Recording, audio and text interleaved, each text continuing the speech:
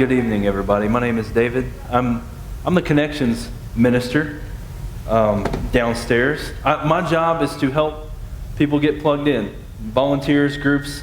I'm all about helping people find community. So, thank you for having me like it was your choice. Today's September 11th. I don't know if you've thought about that. Is it that bad already? You just want to mute me?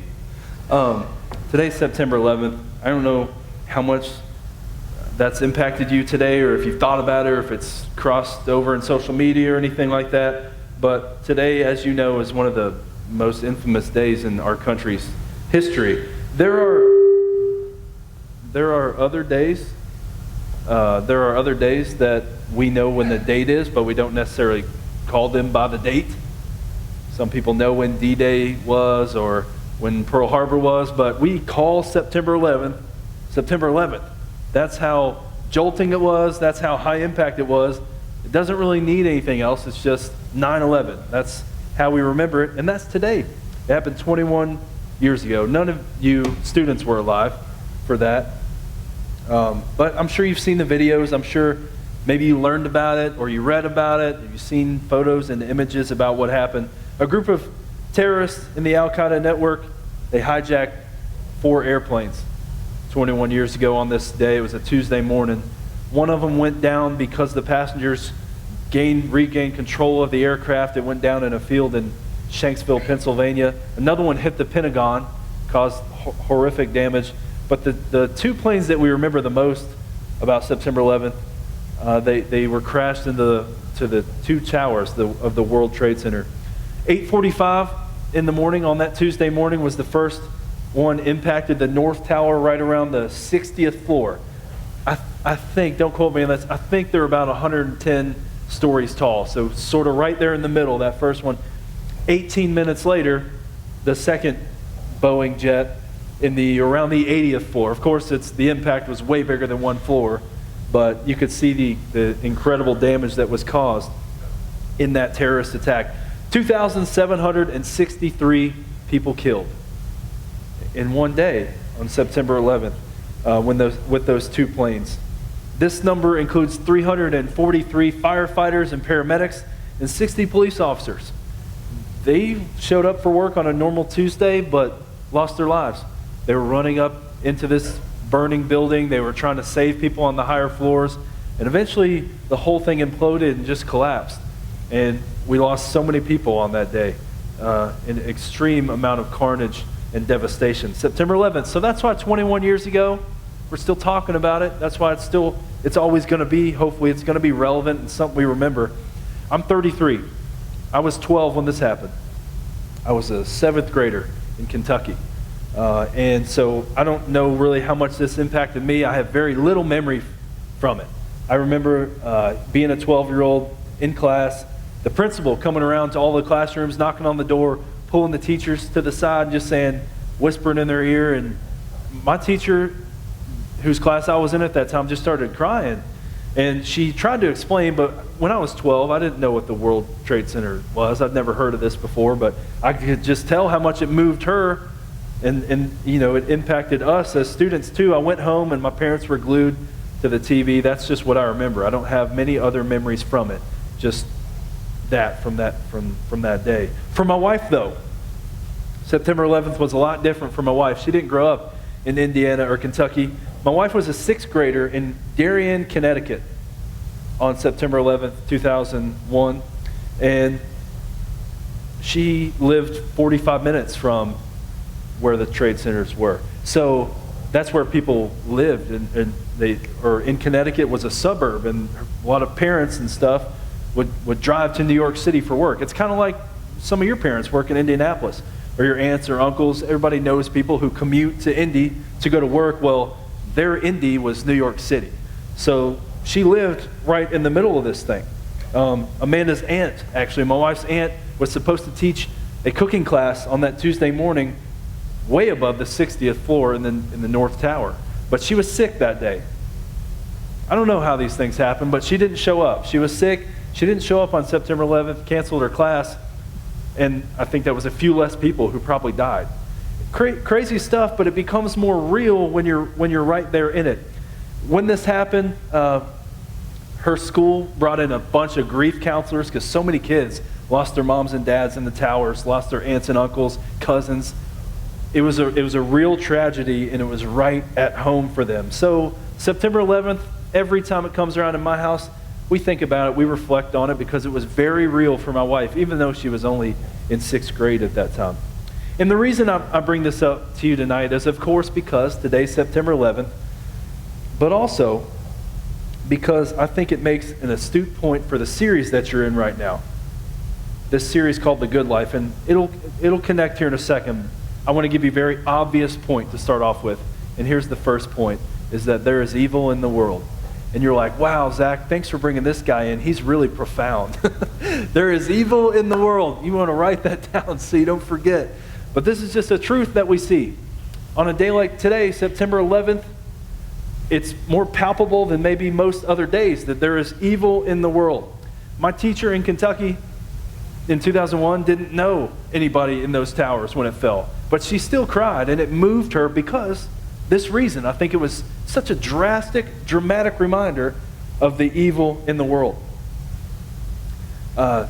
Yesterday I took my daughter to get her ears pierced. And we went to the Greenwood Park Mall. And this is the first time I've been there since the shooting. But as I'm walking through there, it's eerie. Have you been in the past 2 months, and you're walking through there and it feels different? Most malls feel a little weird in 2022 because it's like we're still around. But the Greenwood Park Mall, if you've been there since, it's got this haunting, sort of chilling feeling in the air. It's undeniable when you walk through there.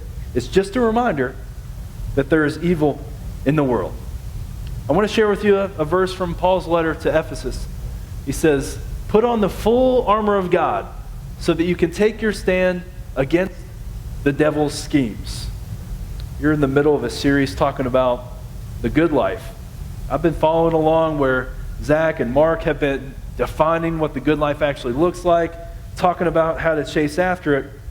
Tonight, I want to help you take one more baby step toward that goal of the good life. That's what Zach asked me to do, and that's what I want to accomplish in just this short time we have together, is to help you toward the good life.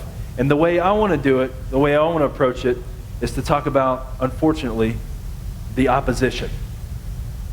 Did you know that you had opposition toward the good life? Did you know that there was a barrier? Did you know that there was something standing in the way of the good life? I'm sure you did. See, there's someone who doesn't want you to have a good life. There's someone who wants to wreck your life. There's someone who wants you to run your life in a ditch. If the enemy could retitle this series, he'd call it The Terrible Life. In Paul's letter to Ephesians, he says, the devil schemes. The devil has schemes. This is not make-believe things. It's a true spiritual fact, is that you have an enemy who wants to thwart everything good in your life, who wants to wreck the good life as a possibility for you. And it's not, we're talking about September 11th, I open with that. It's not necessarily tragedies of that scale, right? It's not always something like what happened 21 years ago in New York City. It's not like what happened in I'm not comparing these two things, but something so public like what happened right here in Johnson County at the Greenwood Mall 2 months ago. It's not always like that. Odds are it's not going to be something like that for you when you feel opposition in your life. Something like that could happen, but way, way, way more likely the devil's schemes in your life will just be subtle things. Really small, incremental things. The enemy trying to influence you away from the good life. One little bad choice here. You won't feel a huge difference maybe right there, but then another bad move over here. That's how the enemy typically works in our lives. It's a cumulative, long play effort to try to pull the good life out of your reach. That's far more likely. The devil has schemes to rob you of the good life. And while we can't go into, I know this verse, we usually talk about the full armor of God. Not going to do that with you tonight. I can tell you, though, that you have been equipped with something that is foolproof, that will help you win every single time against the devil's schemes. But more on that in a second. How many of you right now or maybe in the last few years, how many of you been a part of a sports team? How many of you would consider yourself now, maybe a few years ago, an athlete? Yeah, almost everybody. You've played sports before. Something that most of us have in common. When I was in high school, I played lacrosse. And I moved here, and I don't even know does Johnson County, do any schools in Johnson County have lacrosse? Okay, just not in Trafalgar. In Trafalgar, we just got soccer, so I'm just waiting, and maybe it'll come that way. But when you play sports, there's one thing that you know that your coach did was before you went into a match, before you went into a game, in order to prepare you for battle, one thing you always did was you looked at your opponent. You examined your opponent, the person you're about to face, the team you're about to play. You look at their strengths, their weaknesses, and their most probable strategy. You did that in sports. I know you did. Your coach would scout, and then they would tell you what to expect. So a point I wanted you to understand is if you want good outcomes, if you want to win, you got to know your opponent, right? You don't just go in playing the same exact way against every single opponent. You want to know about them, gather some intel if you want to win. Your chances go way up if you know your opponent. Doesn't matter what sport you're talking about. Basketball, tennis, soccer, volleyball, baseball, softball, whatever, wrestling, whatever sport is your sport, you want to know the tendencies of your opponent. Well, number 5, she's a great shooter, but she hates going left. So you want to block off her right so she has to dribble left. Oh, well, that pitcher, whenever he's about to throw a fastball, he looks to the left before he does. That's this intel you want to know about your opponent. The other team's goalie has a tendency to just stand a little bit right of center, so if you kick it left, there's a lot more goal there. Whatever it looks like in sports for you, to know your opponent, you have an advantage. You can have good outcomes, but you must know your opponent. In the same way, tying this around here, if you want to live a good life, you have to know who stands in your way. You have to know how he operates. You have to know what his play is going to be. What kind of moves does he tend to make? Jesus says in the Gospel of John, he says, the thief, that's the enemy there, the thief comes only to steal and kill and destroy. But he says, I have come, Jesus says, that they may have life and have it to the full. Usually when you unpack a verse, you start at the beginning and work down. I want to talk about the second part of this first. Jesus says, I have come that you may have life and have it to the full. What does that sound like to you? Sounds like the good life. Sounds like the message of this series, life to the full. You're trying to describe what that looks like, a good life. I think Jesus is talking about it right here, to be richly blessed. And Jesus says, hey, that's what I've come to do. Who's he talking to? He's talking to it's available to everyone. So Jesus is saying, that's why I came. God sent his son so that you may have the good life. Not the way the world defines a good life, not the way the internet defines a good life, but the truly rich life, the way that God has designed it. And it's possible because of Jesus. Now the first part, the thief. Let's go to the first part of this verse. The enemy's called a lot of different things. The deceiver, the thief, Satan, the evil one. We see here that they're using the thief. What does the thief do? A thief steals. That's what a thief does, and it says he also kills and destroys. So we're beginning to put together, you see this? We're beginning to put together, we're looking at our opponent, what are his tendencies, this is what he does. He steals, he lies, he wrecks things that we care about. He's a killer and a destroyer. In contrast with the good full life that God wants to give us, the thief wants to wreck it. The enemy stands in our way, and he wants to ruin everything in our good life. Remember, the devil has schemes. We have to know that about our opponent. Here's a classic good news, bad news situation. Somebody asked me last week, do you like good news first or bad news? That should have been one of the prompts. That would have been better. I didn't know who Black Widow was. This should have been the prompt. If you get good news and bad news, which one do you want first? Obviously the bad, right? I mean, who would want the good news first? If you give me the good news, I'm not even going to be able to enjoy it. I'm going to be thinking about what the bad news is about to bring me. So, always bad news first, I think. I mean, talk to me later if I'm not seeing something, but give me the bad news first. So you're going to get the bad news first. You alone are no match for the devil's schemes. That's the bad news, and this is the truth. You alone, just you, you're no match. I mean, the devil's going to win every single time. This match, you versus the enemy, is like, no offense, but your high school football team going to Lucas Oil and lining up against the Colts. It's not going to happen. There's no chance in that battle. You against the devil would be like us inviting the 10:30 nursery infants to a game of dodgeball. It's just not, it's going to be ugly. There's no chance. It's no contest. Alone, we are no match for the enemy's schemes. That's the bad news. Remember how I said that thing about studying your opponent, though? It works both ways. And the enemy hasn't done all of his homework. He must have been too busy stealing, killing, destroying to know this about you and me, because it is a game changer. Okay, makes all the difference, and now you're finally ready for the good news, and here it is. You, dear children, this is from 1 John 4:4, are from God and have overcome them, because the one who is in you is greater than the one who is in the world. This is the great news. Who's the one in the world? That's the enemy. He's the ruler of the right now, where we still feel evil and the results of sin. But good news is right there highlighted. The one who is in you is greater. Is greater. The bad news, you're no match for the enemy. The one who wants to destroy your life, well, you alone, he's going to destroy it 10 out of 10 times. The good news is he doesn't just fight you. That's what I'm reading here. He doesn't just fight you alone. He fights the one who is in you. God, the Holy Spirit. You've been talking about this in this series, and it says, well, the enemy's no match for him. God is greater. The one who is in you, the Holy Spirit, and the follower of Jesus is way stronger than the thief. And that is some really, really good news. So now I need to apologize to you. I don't know how to transition this to this point, but I owe a blanket apology to all high school students.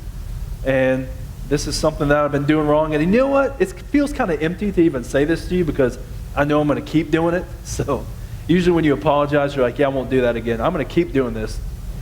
But I need to apologize to you anyway, and I hope you accept it. If you're in high school, there's one question you get asked way more than anything else. And I'm sorry, I was in high school too, kind of a while ago, but they ask me this all the time.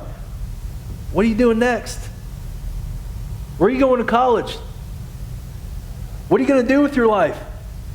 I mean, I know some of y'all are freshmen, sophomore, but you're still, even underclassmen, you getting asked this question? What do you want to do? Where are you going to school? Tell me what's next. Anybody burnt out on that question yet? Yeah. Again, I'm sorry. You're going to get asked that again. It's just, the intentions aren't bad. It's just, it's easy to put into a conversation and whatever. What are you going to do with your life? It's absurd to think, though, 15, 16, 17-year-old, that you know what you're going to do with your life. Some of you do, and I understand, and you're going to end up doing what you already know you want to do. My wife was that way. If you asked her when she was sitting right here, she would tell you, be a nurse practitioner, and that's what she's doing. I think most of us, though, can exhale a little bit and say, I don't know. I don't know what I want to do. Why would you even ask me that? How am I supposed to know what I want to do if I'm 15, 16, 17? I just don't know. I think about, for me, I didn't know even what my next step was, not much less what I wanted to do with my life. I picked my college because it looked fun. I picked my college because it was an hour or so away from home. I picked my major because they were like, hey, you got to declare a major. You can't keep taking classes. You have to have a major. So I was just like, all right, this one looks easy. This is the truth. How am I supposed to know what I want to do with my life? I went to graduate school because they're like, hey, with that degree, you can't really get the jobs you want, so you have to go to more school. Everything I did was not calculated like I knew what I wanted to do. And God didn't call me into ministry until 6 years ago. So I was starting into my career. If you talk to some of your leaders here, they're on second, third careers that they never anticipated, started doing something else. It's absurd to ask you, that's why I'm apologizing, hey, what are you going to do with your life? Oh, well, let me tell you, David, I've got it all figured out. That's just not very practical. That's not very common that folks would know. So I'm apologizing. I want to make the case that we've not been asking the right question. There's a far more important question to be asked, more relevant one that can be answered with confidence from you, a 15, 16, 17-year-old. It's not, what do you want to do in your life? Instead, it should be, who do you want to be? I think that's a way more fair question. It'd be a little awkward, maybe, if you're just like hanging out. Who do you want to be? But I think it's more fair. Instead of what do you want to do? Yeah, let me tell you what I want to do with 40 plus hours a week for the rest of my life. I'm sorry about that question. But I think this is more fair. Who do you want to be? Who do you want to be? I'm going to tell you a truth that I've found very early in my career that I think your leaders would agree with too. And here it is. Your character will take you much farther in your life than your competency ever could. This is so true. Your character will take you much farther in your life than your competency, your knowledge, your skills, your abilities ever could. It's a hard lesson to learn, but I'm thankful that it's like this. To go far in life, your attitude is more important than your ability. It's the truth. You could be the best engineer. You could be the best business owner, real estate agent, accountant, fill in the blank. You could be the best. But if you're not an honorable human, you will not go as far as you should. You'll only go so far. We spend all this time and money. Think about it already, where you're at in high school. The hours that you put in the classroom, studying at home. Maybe if you want to get a postgraduate, or if you want to go to college after this, or training somewhere, you're going to put in way more hours. You're going to spend a ton of money. I know you already know that.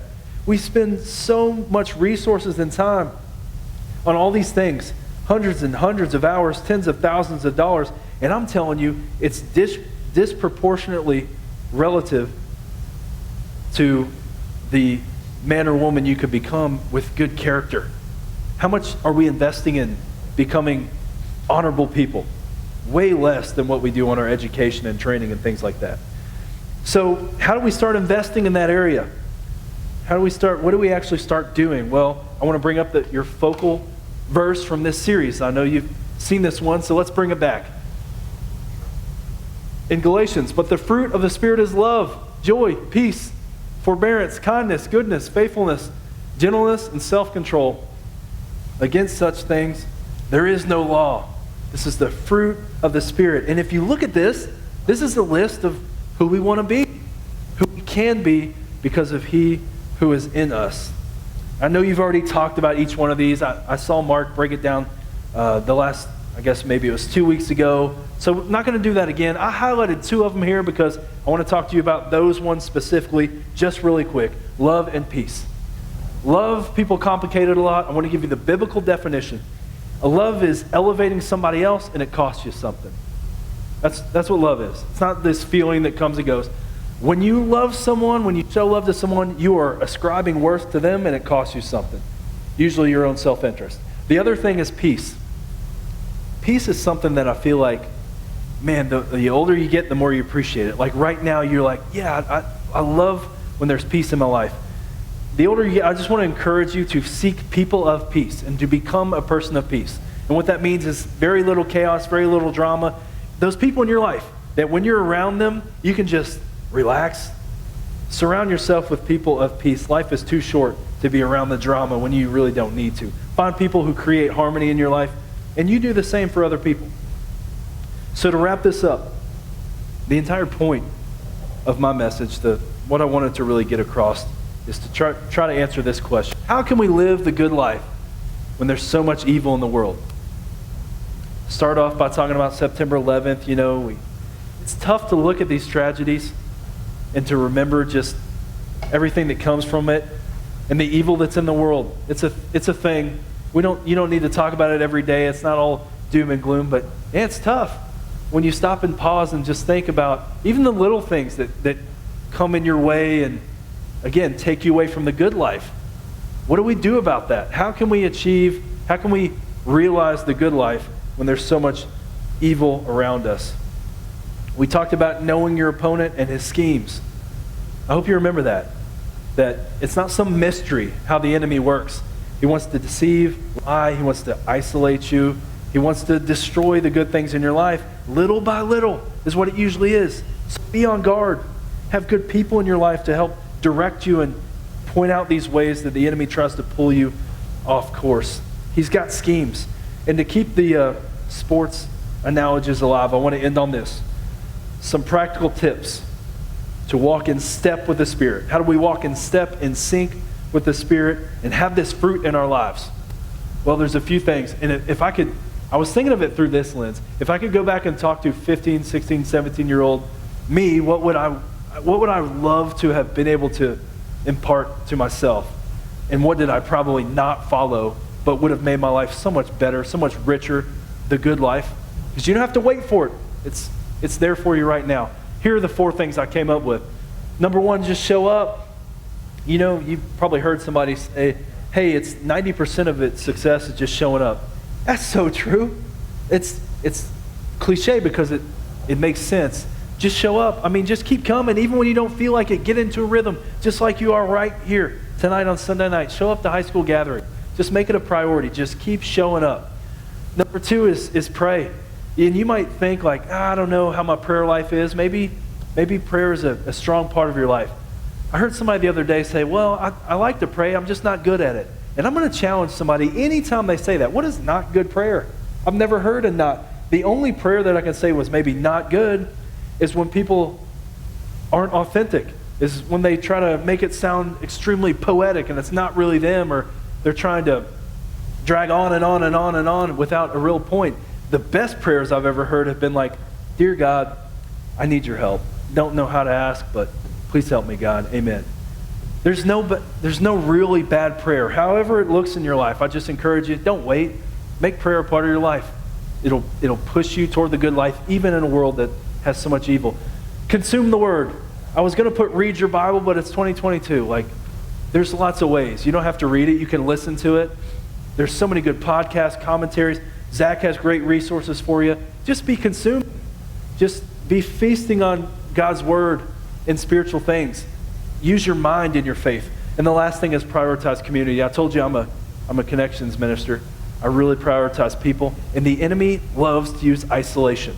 If you're ever going through a rough time in your life, if you are right now, your tendency sometimes is going to be to withdraw. Yeah, I don't want to be around people right now. I'm telling you, that's the enemy. That's not how God operates. There's not a season to withdraw. That's when the enemy works. It's all about community. It's about plugging in right here in your groups. Fantastic. But when you move on from this place, in college or in your career, whatever it's going to look like, prioritize community. Not just your friends hanging out. I'm saying people who you can run alongside with and hold each other accountable, having the same values, chasing after Jesus. Prioritize community. Make sure that's a part of your life. I think this is the answer to start working towards a good life, even in a world where you have an enemy who wants to take you away from it. Prioritize community, show up, pray, consume the Word. And you'll be amazed what God will do to lift the fruits of the Spirit in your life, and you'll be a blessing to people you didn't even realize. So let's pray together as we close.